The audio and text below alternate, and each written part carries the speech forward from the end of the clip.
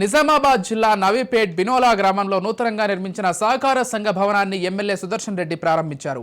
ఈ సందర్భంగా రాబోయే విద్యా సంవత్సరం నుండి అందరూ తమ పిల్లలను ప్రభుత్వ పాఠశాలల్లో చేర్పించాలని సుదర్శన్ రెడ్డి ప్రజలను కోరారు. ప్రభుత్వ పాఠశాలల్లో మంచి విద్య అందించడానికి స్కూళ్లను ఆధునీకరిస్తామని, ప్రతి గ్రామంలో స్కూళ్లలో టీచర్ల కొరత లేకుండా కొత్తగా టీచర్లను రిక్రూట్మెంట్ చేస్తామని చెప్పారు.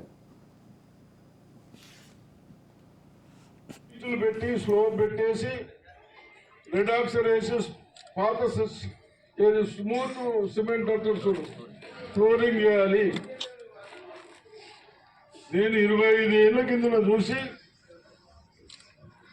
జూనియర్ కాలేజీకి పోతే ఆ స్కూల్కి పోతే వాసన వస్తా ఉంటుంది, నీళ్లున్నాయి, ఆ గ్యాపులు ఉన్నాయి, యూనియన్ ఇరుక్కపోతుంది, దానికి ఎవరు అప్పుడే చెప్పిన ఈ టైల్స్ మీల్స్ పైసల కొరకు పని చేయరా బాబు, పని చేసి అట్లా స్మూత్ చేయమని.